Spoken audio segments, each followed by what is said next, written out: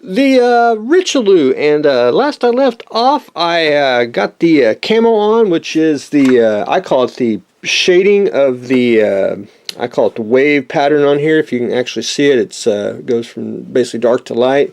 And then what I've done so far is put the water line on. And the water line, and I cheat here, I use, I call it drafting tape. It's kind of a vinyl tape. You get it at a craft store or even an automotive store would probably have it. Hobby stores may have it as well. It's kind of a pinstripe tape, and you can get it really small, and I think it looks really nice on there.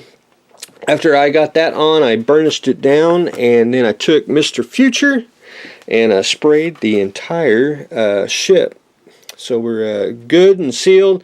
Now this is basically all I can do to it. I can't really do anything any more to it. I've got all the painting done on it, and basically it really needs to be assembled and then touched up after that for the rest of the parts. But basically I'm done on my part, so hopefully everything looks a-okay, and I'll probably get this off the workbench and get it wrapped up for the voyage to its rightful owner. But anyway, very fun. Thought I would get to build mini ships around here due to, you got to ship it, and you really can't ship a completed ship. It's just one of those things. But anyway, I think it turned out really, really nice. So I'll do some still pictures, and I'll put them on social media so everyone can look at that in a more probably controlled light environment. But anyway, there it is, the Richelieu. And we finished that off today. The baby driver car, and I'm down to the boring part. And if you can see on the inside here where I still got to paint the floorboard, and I'm going to have to touch up a few black places like the pedals and the steering wheel. But anyway, I got one coat of red on, got the dash painted, and now I'm just going back in and touching up where I missed, and then we'll try to put another coat on, and then of course paint the where you see the dark spots, which will be white on the car itself. But anyway, we're down to the boring stage where I got to put about 3 coats of red on here. I think we'll be good to go on that. And then I got to do some touch up work. Paint a little white in a few little areas. I got most of the tape off. Still got to just do a little bit of touch up here and there, and we'll be ready to rock and roll on that. The tanks, turn on some lights here.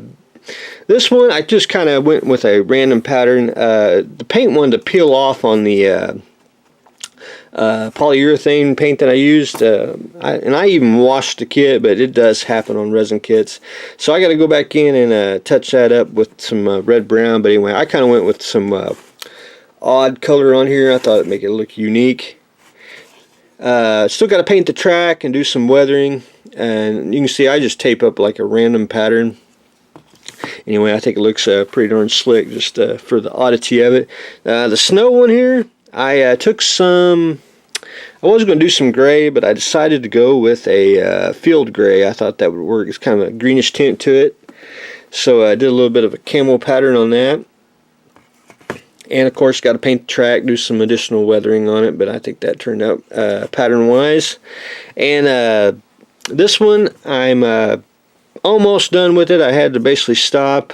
I got the green pattern on it, if you can see that, and then I'm going to go back in and I want to do some very little brown, just to break up the pattern and give it just a little more color to it. And of course, we got to do washes, paint the track, and do some a little bit of weathering. But anyway, tanks are turning out pretty darn nice. But anyway, that's what I've got going on today. A very quick update.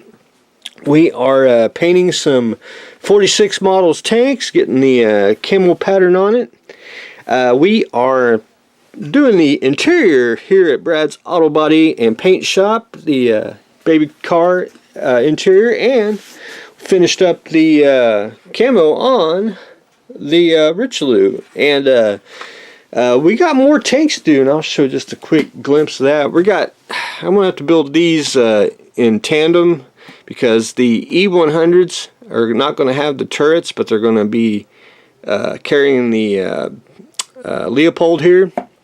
And then of course we got some more 46 tanks built, which I'm a big fan of their kit, since they have less parts. But anyway, that's what I've got going on today, so stay tuned for the next exciting episode.